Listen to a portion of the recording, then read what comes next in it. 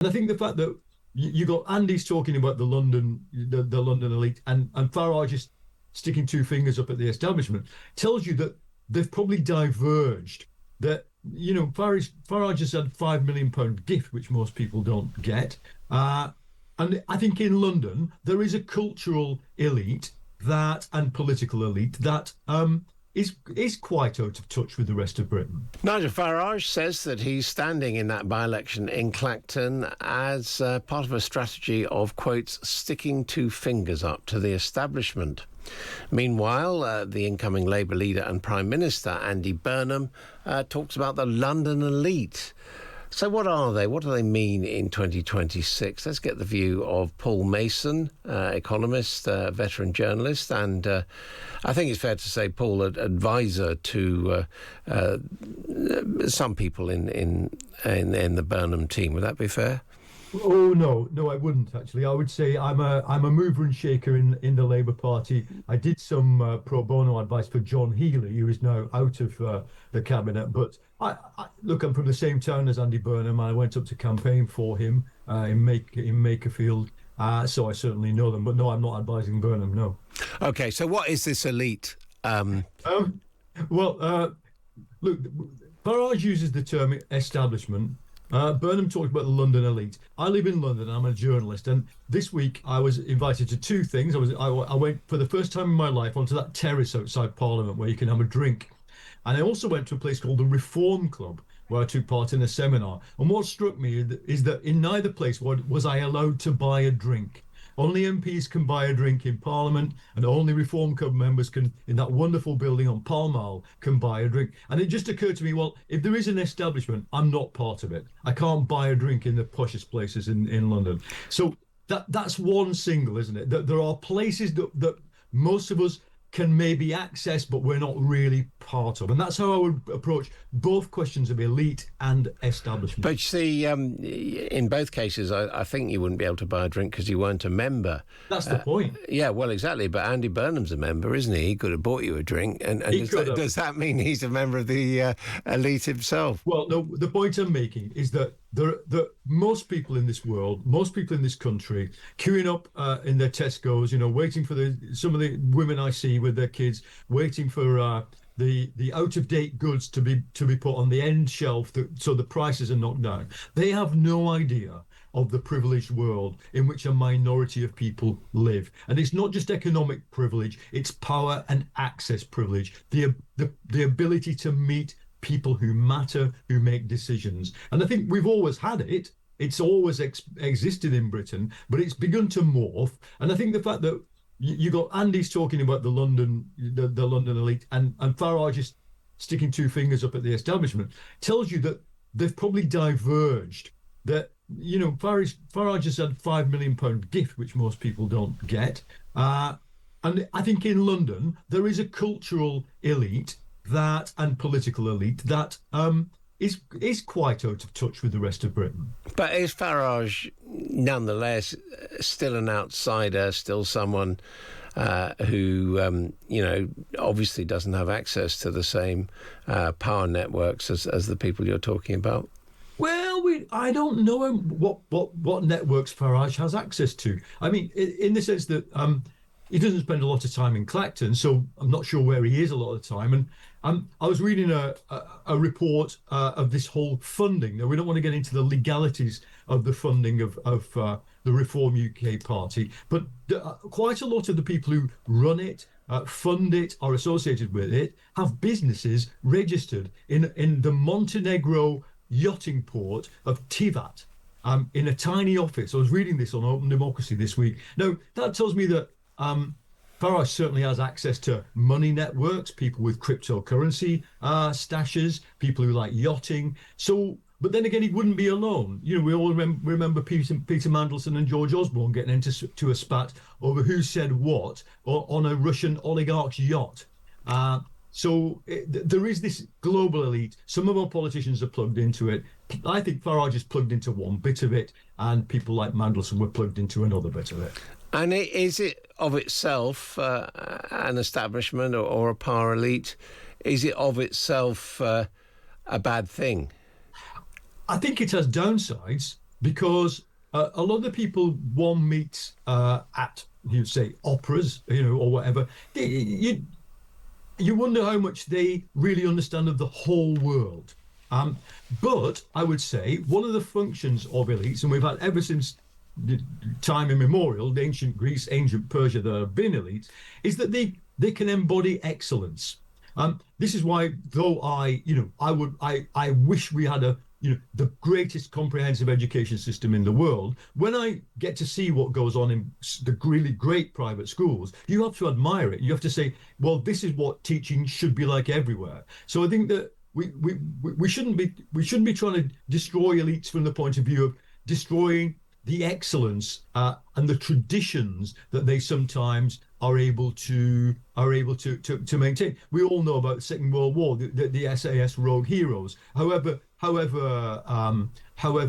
real that series was, when you saw what they were doing, they had created an elite mentality that was able to achieve stuff that other people couldn't. And I think we shouldn't ever want to throw that away when we want a more egalitarian society. Paul Mason, thank you very much indeed for that. Well, let's speak now to Craig Brown, the author and journalist who writes for the Sunday Times. And indeed today he's written about this very topic of the establishment. Hello to you. Hi, Adam. Do you think there is an establishment?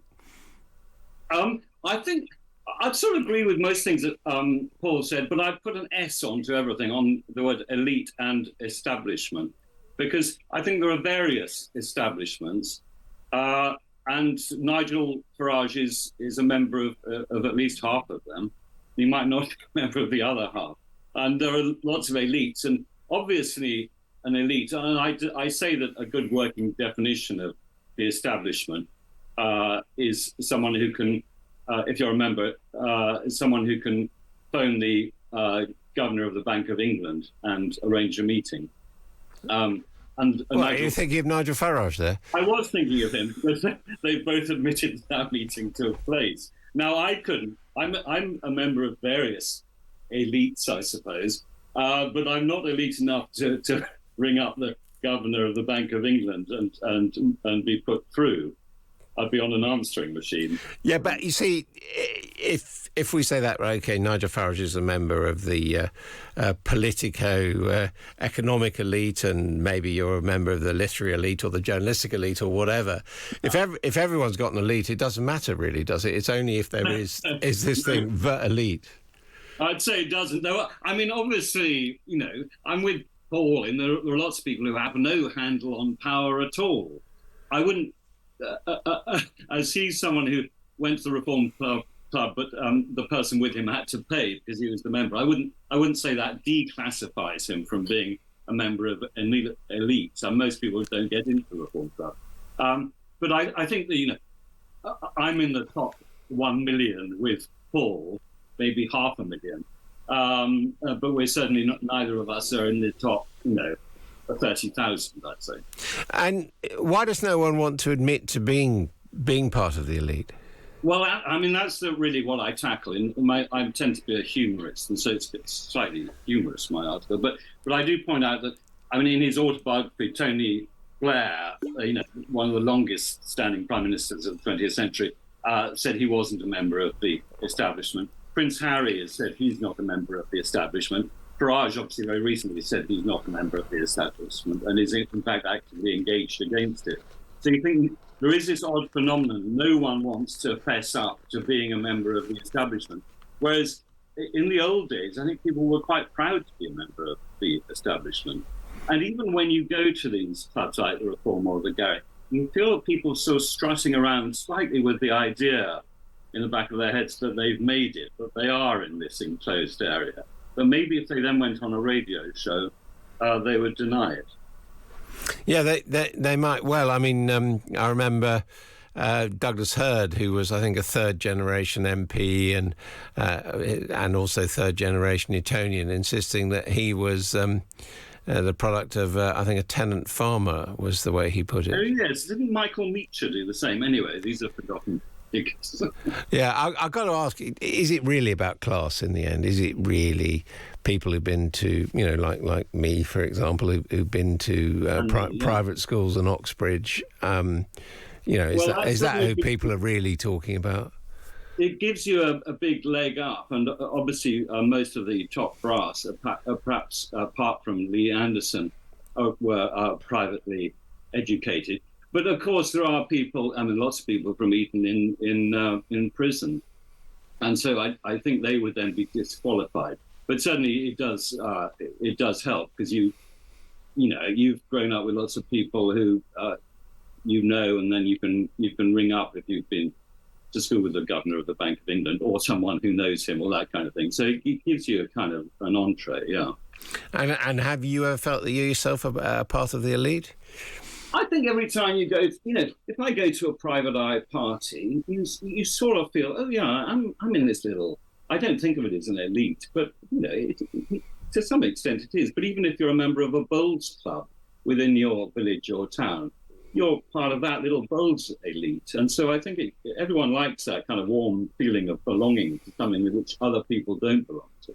How did this whole idea of the establishment come about? Because, one thinks there's always been people talking about the establishment, but it actually is more recent, isn't it? Yeah, oddly enough, it's from 1955. It was certainly popularised by journalist Henry Fairley in The Spectator, and then completely took off as a thing. And if you remember, Peter Cook started this thing, the Establishment Club, which was obviously a nod to it being anti-establishment.